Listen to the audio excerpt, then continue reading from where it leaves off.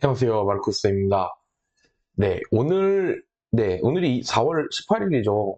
오늘 이제 세종광영재예술학교가 그 입학 전형 모집 요강 그 파일을 업로드 했어요. 아마 제 생각엔 여기 업로드된 게 얼마 안 된 것 같아요. 제가 봤을 때는 조회수가 뭐 2회인가? 그랬거든요. 그래서 오늘 막 이제 업로드가 됐는데, 아마 슬슬 이제 나머지 학교들도 입학 전형을 업로드를 이제 금방 할 것 같고, 그래서 이제 제가 이제 세종영재고부터 하나씩 이제 입학 전형을 보면서 여기 있는 내용이 작년이랑 어떻게 바뀌었는지라든가 아니면 어떤 부분이 좀 중요한지를 한번 체크하면서 이렇게 전체적으로 모집 요각을 한번 확인하는 영상을 만들어 보려고 합니다. 그래서 한번 쭉 가면서 읽어볼게요. 읽으면서 이제 중요한 부분에 대해서 좀씩 말씀을 드릴게요. 일단 여기 세종광예술영재학교라고 나와서 입학 요강이 나왔는데, 요강 전체는 크게 달라진 부분은 없어요. 사실 영재고는 뭐 극적으로 모집 요강이 달라진 건 2021년도였나? 그때 한번 바뀐 이후로는 아직까지는 크게 달라지는 부분은 없는데, 그래도 이제 조금 디테일한 부분에서 바뀌는 부분이 좀 있어서 보시면은, 일단 기본적으로 뭐 지원 자격은 중학교 재학생이거나 또 졸업생 또는 법령에 의해서 뭐 이와 동등한 학력을 갖추고 있는 뭐 그런 학생으로 나왔는데, 뭐 아마 이제 2학년이나 1학년 이제 조기 입학 원서를 작성하려고 하는 학생들의 경우에는 아마 이제 이 중학교에서 이 친구는 이제 중학교를 졸업할 수 있을 정도의 학력이 인정됩니다라는 그런 어떤 증빙 서류를 영재고에 제출을 해야 돼요. 그렇기 때문에 혹시 본인이 아직 나는 1학년인데 또는 2학년인데 조기 입학 원서를 쓰고 싶다라고 하면 이 부분에 대해서는 반드시 담임 선생님 또는 담당 선생님께 말씀을 드려서 요 학교를 졸업할 수 있는 학생이다라는 인증을 받는 거에 대해서 어떻게 해야 되는지 확인을 꼭 해주시기 바라고. 자, 모집 정원 볼게요. 정원은 뭐 항상 그랬듯이 대략 80명 내외 정도가 됩니다. 그래서 전국 단위 모집을 하고 지역 인재 우선 선발까지 합쳐서 84명 정도. 그리고 정원 외의 학생까지 해서 총 이제 90명 정도가 될 거예요. 크게 달라진 부분은 없고요. 자, 지역 인재 우선 선발 부분도 뭐 제가 보기에는 작년에 비해서 크게 달라진 부분은 없어요. 인원수도 그렇게 차이가 많이 나는 것도 아니고. 그래서 중요한 거는 지역인재 우선 선발 같은 경우는 2차 지필고사를 보고 그때 이제 자기 성적이 모집 정원의 1.5배수 이내에 해당되는 사람들 중에서 지역인재 우선 선발로 이제 합격이 될 수 있는 점수인 친구들을 이제 선발을 하게 되어 있고요. 좀 달라진 부분이 하나 있는데 어디냐면 마지막 줄쯤에 선발 방법에 쭉 가다 보면은 뭐 1단계와 2단계 평가를 종합해서 뭐 선발을 하고 아까 말씀드렸죠. 점수가 느 정도 1.5배수 정도 이내에 해당되는 사람들만 우선 선발로 선발이 되는데, 자, 이게 중요한 부분이 맨 아래쪽에 별표라고 해요. 참고 표시 있죠. 이게 지역 이게 잠시만요. 이게 있을 것 같은데 잡을까요? 여기 요 부분. 자, 지금 제가 이게 체크를 했는데 지역 인재로 우선 선발된 자도 학업 성취 관리를 위해 3단계 일부 전형에 참여해야 함이라는 부분이 생겼어요. 이게 무슨 말이냐면은, 자, 예전에, 그러니까 작년까지죠. 이 지역 인재 우선 선발로 선발이 되면은 3차 전형을 보지 않고 그냥 바로 이제 합격이 거의 이제 확실시 되는, 정확히 말하면 이제 뭐 2학기 때 학교 성적이 뭐 완전히 뭐 그 학교 내신 성적을 완전히 제대로 수업을 안 듣거나 이렇게 해서 문제가 생기지 않으면 그냥 지역인재 우선 선발로 선발된 친구들은 3차 전형을 보지 않았거든요. 근데 올해부터는 지역인재 우선 선발로 합격을 하더라도 3차 전형의 일부는 참여를 해야 한다고 하는데, 아마 이 일부라는 거는 제가 보기에는 아마 면접일 가능성이 높아요. 그러니까 뭐 선생님들 입장에서 뭐 토론이라든가 뭐 아니면 뭐 실험이라든가 이런 것들은 안 하더라도 자소서에 있는 내용에 대한 확인이라든가 그다음에 학생에 대한 기본적인 어떤 인성 면접 같은 거는 해야 되기 때문에 그래서 3단계 전형의 일부 부분이라는 건 아마도 면접이 될 가능성이 높은데 이 부분은 참여를 해야 된다라고 되어 있습니다.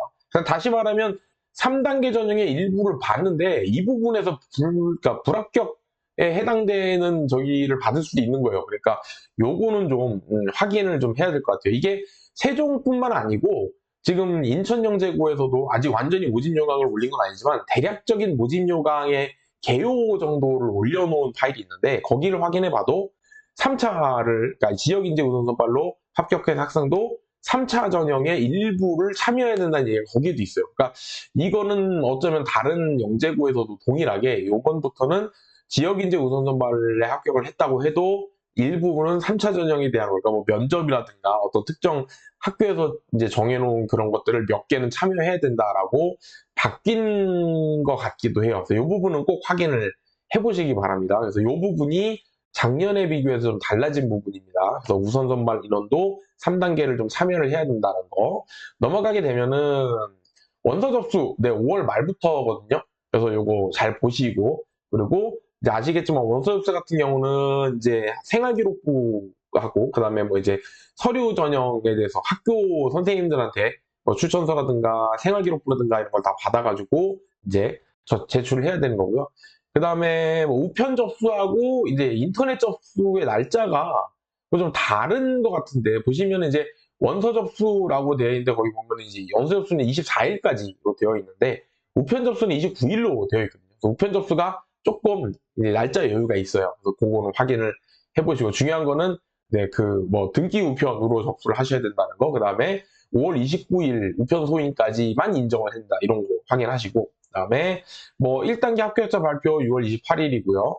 그다음에 2단계 전형 같은 경우는 보통 항상 7월 뭐 첫째 주 일요일 이때쯤에 봤던 것 같아요. 그래서 이번에도 7월 7일 날 2단계 이제 지필고사를 진행을 하게 되고요. 지필고사 같은 경우는 시간이 대략적으로 점심시간 12시인가 1시 정도부터 해가지고 5시 정도까지 한 4시간 정도로 진행되는데 이건 학교마다 좀 달라요. 그래서 뭐 시간은 어떻게 되는지 그것도 확인을 해보셔야 됩니다. 자, 그리고 이렇게 해서 나머지는 그냥 예전에 했던 거랑 거의 비슷한 일정으로 진행이 돼서 실제 3단계까지 완전히 합격자 발표가 되는 거는 8월 말 정도에 발표가 됩니다. 교육에서. 자, 뭐, 이제 전형 일정에 대한 얘기가 나와 있고요.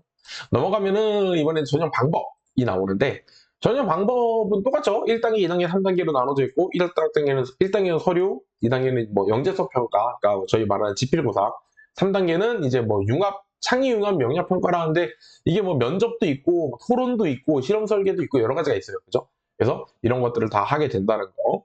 그다음에 아래 보면은 이제 정원의 사회통합자 전형에 대한 얘기, 뭐 이런 거 최종 합격자 선정 이런 거 한번 쭉 읽어보시면 될 것 같고 작년이랑 크게 달라진 부분은 없는 것 같아요. 이 부분은.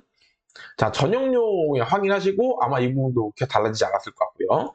자, 제출 서류 여기는 이제 온라인 접수라는데 진학사 그 홈페이지로 아마 온라인 접수를 하게 될 거고요. 그다음에 요거 날짜에 맞춰가지고 작성하셔야 되는 뭐 서류라든가 그 부분은 잘 확인을 해서 해주면 될 것 같아요. 크게 달라진 부분이 없습니다. 제출 서류도.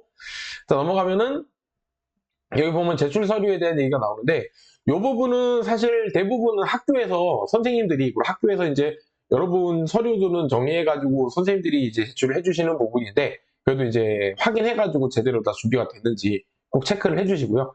그다음에 아래 보면 추가 나와 있는 건 뭐냐면 네, 중학교 1, 2학년이거나 또는 검정고시 합격자이거나 뭐 이런 학생들의 경우에는 추가로 필요한 서류들이 있어요. 아까 말씀드린 나는 중학교 2학년이지만 중학교 3학년 졸업할 수 있는 수준의 뭐 학습이 준비가 됐다라는 걸 증명하는 그런 시험이라든가 하는 게 필요하기 때문에 그거에 대한 어떤 결과 또는 거기에 대한 서류를 제출해야 된다는 거 확인해 주시고 자 넘어가게 되면은 지원자 유의사항 이게 좀 중요하죠. 자 뭐 다른 것들은 사실 다 아는 내용들인데 뭐냐면 뭐 중복 지원 안 된다는 거 그죠? 그다음에 원서 접수했는데 지원 자격에 부합하지 않을 경우 당연히 취소 처리되고요. 그다음에 제출 서류 미비 예를 들어 뭐 추천서가 없다든가 그죠? 뭐 생기는 거 없다든가 이런 건 안 되겠죠 당연히. 자 그다음에 네 번째 자기소개서나 추천서를 입력하지 않거나 작성 시 서약을 위반. 작성 시 서약 위반은 대필 그러니까 다른 사람이 써주는 거 소비자성 표절 여기 전부 다 걸립니다. 근데 정말로 뭐 그런 경우는 없겠지만 가끔씩 이제 이렇게 뭐 어디 의뢰해가지고 자기소개서 써주거나 하는 경우가 이제 제가 알기로는 없는데 그런 경우가 간혹 있다고 하더라고요. 되게 이제 잘 써준다고. 근데 이게 그 프로그램이 있어요. 그래가지고 이제 제가 알기로는 이 자기소개서를 검증하는 프로그램도 있고 선생님들께서 이제 확인을 하는 방법이 있기 때문에 네, 대필 이런 거 절대로 안 되니까 뭐 혹시나 본인이 좀 약간 내가 글을 잘 못 쓴다라고 하더라도 어쨌든 본인이 자기 그 소개서를 꼭 쓰도록 해주시고, 그다음에 뭐 이제 뭐 부정행위 학고나 이런 건 당연히 이제 뭐 결격 사유 되고요. 그다음에 나머지 여기 이제 뭐 이게 서류 위조 뭐 이런 게 다 있는데 아마 이런 거에 해당되는 경우는 없을 테니까 한번 꼭 확인을 해주시기 바랍니다. 그다음에 요게 좀 중요하죠. 의학학 계열 진학 희망시 제재 방안인데 요게 사실 매년 영재고 그 입학 전형에 항상 이 공지가 돼요. 의학학 계열 우리 안 된다라고 이렇게 하는데 이게 예전까지는 좀 어떻게 보면 좀 유명무실했거든요. 그러니까 이렇게 제재 방안이 있다라고 하지만 사실 학생이 마음먹거나 의학학계로 나중에 전향해야지라고 하면은 막을 수 있는 방법이 없었어요. 그러니까 뭐냐면 지금도 마찬가지인데 그냥 아예 영재고를 졸업해버린 다음에 대학교로 가서 대학교 가가지고 그냥 대학교를 뭐 휴학을 하고 그냥 수능만 다시 봐가지고 뭐 영재고 아니 저기 의학학 계열로 이제 진학을 하는 경우도 있고 아니면은 그냥 아예 그냥 학교를 뭐 그냥 다니다가 자퇴를 한 다음에 그냥 공부해가지고 의학학 계열로 가는 경우도 있고 또 심지어는 영재고를 다니고 있고 졸업을 하면서도 의학학과로 가는 경우도 있었어요. 근데 지금 이제 재학생 친구들이라든가 선생님들의 얘기를 들어보면 학교를 다니고 학교를 졸업할 때 의학학 계열로 가는 방법은 이제 현실적으로는 거의 막혔다. 이제 불가능하다라는 얘기가 좀 많습니다. 예전에 비해서 좀 제재가 강한 편이라고 해요. 그리고 이제 여기 보시면은 일단은 재학 중에 의학학 계열을 가기가 굉장히 어려운 이유 중에 하나가 예전에도 이게 사실은 있었던 조항이긴 하지만 이게 좀 강화된 건데 뭐냐면은 영재학교에서 의학학 계열로 진학하게 될 시 예전에 이랬거든요. 그냥 뭐 그 진학에 대한 상담 안 해주고 그다음에 학교에서 뭐 했던 어떤 그런 뭐라 그럴까 지원금 받았던 것들 다 환수하고 뭐 이런 얘기들이 있었는데 여기서 되게 강해진 게 뭐냐면은 생활기록부 2형인가 봐요. 생활기록부 2를 제공한다는데 이게 뭐냐면은 영재고를 다니게 되면은 어쨌든 시험을 봤을 때 석차 순위가 있잖아요. 근데 원래 영재고 다니는 학생들이 이공계열로 진학을 하게 되면은 특기자정이라든가 이런 걸 통해서 사실 본인의 내신 등급이 사실 그게 중요하지 않아요. 어쨌든 왜냐면 과학고나 영재고나 이런 특목고를 다니는 학생들은 거기 학생들이 워낙에 공부를 잘하니까 그 안에서 상대평가로 이루어지는 석차 백분위는 크게 의미가 없거든요. 그래서 이제 보통 일반적으로 이런 영재고나 과학고를 나온 친구들은 특기자 전형 같은 걸 통해 가지고 그냥 내신 등급과 관련없이 내 실력을 실제로 검증받아 가지고 학교를 가는 경우가 좀 많은데 이 경우는 그냥 일반고에서 측정하고 똑같이 영재고 안에서의 내신 성적을 그대로 산출해 가지고 그냥 생기부로 넣어버린다는 소리예요. 이건 무슨 말이냐면 내가 영재고에서 항상 전교 1등을 할 정도의 위치가 아니었으면 사실상 졸업하면서 의학학대 계열로 가기는 굉장히 어렵다는 뜻이세요. 그죠? 왜냐면 일반적으로 의학학 계열 같은 경우는 내신 등급이 거의 완벽하게 1등급인 친구들이 대부분이고 뭐 수능에서도 거의 웬만해서 만점 가깝게 받는 친구들이 가는 거기 때문에 이 정도를 영재고안에서 상대평가를 이뤄낸다는 거는 사실상 거의 불가능하거든요.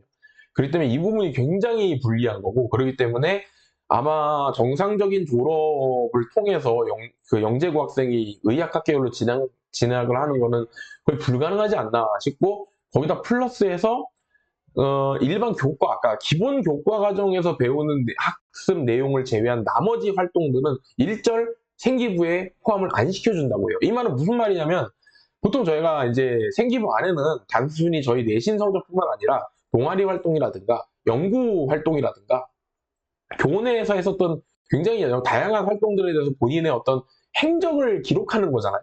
근데 이런 부분이 다 사라져버리는 거예요.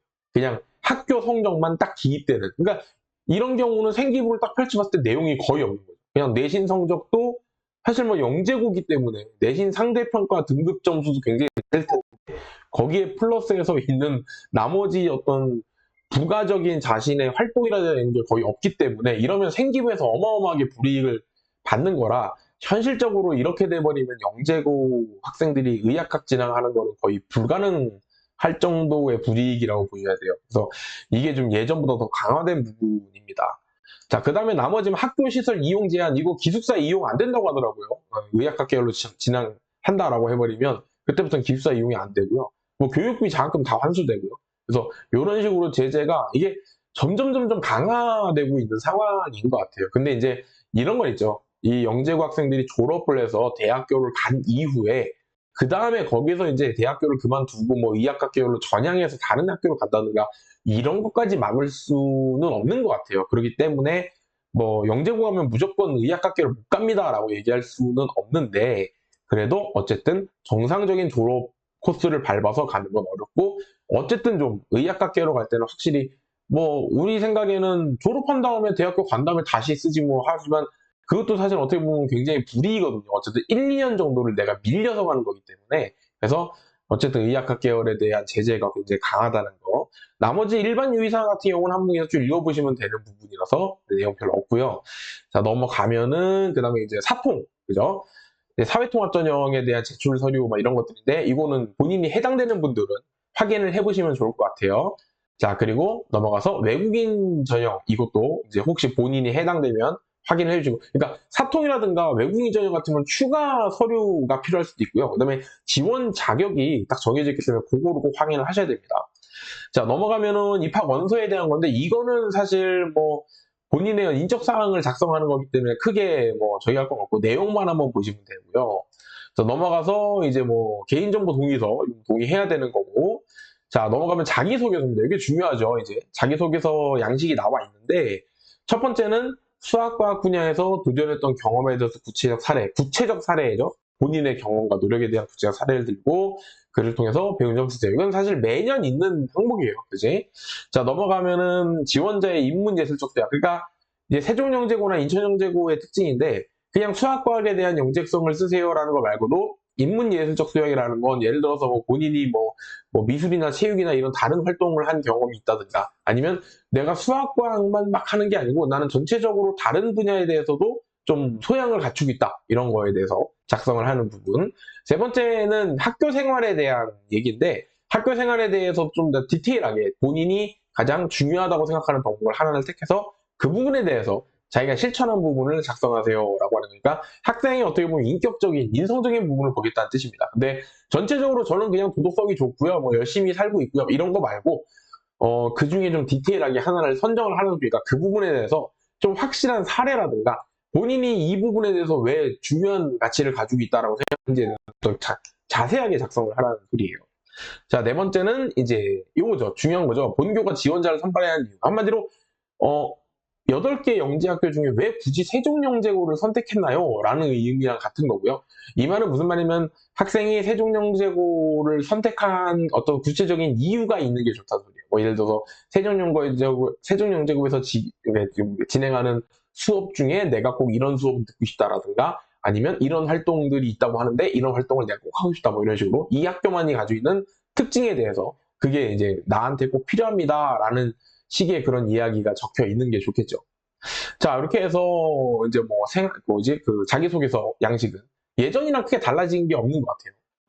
자, 그리고 넘어가면은 이 부분은 이제 뭐 입학 전형에 대해서 뭐 지도조교사 추천서이기 때문에 뭐 학생들이 봐야 되는 내용들은 아니긴 한데 한번 쭉 확인만 해보시고 요거는 이제 선생님들이 하시는 겁니다. 그래서 어떤 항목에 대해서 선생님들이 평가하는 부분이고요. 이렇게 해서 이제 저희 세종영재고에서 입학 전형 이제 모집 요강이 올라왔어요. 오늘 올라온 거고요. 그냥 전체적으로 크게 달라진 부분은 없다. 그래서 달라진 부분이라고 한다면은 일단 지역인재 우선 선발을 되더라도 3차 전형을 본다. 근데 다 보는 건 아니고 몇 가지 항목. 여기서 몇 가지 항목은 아마도 인성면접 쪽이 될 확률이 좀 높다라는 거.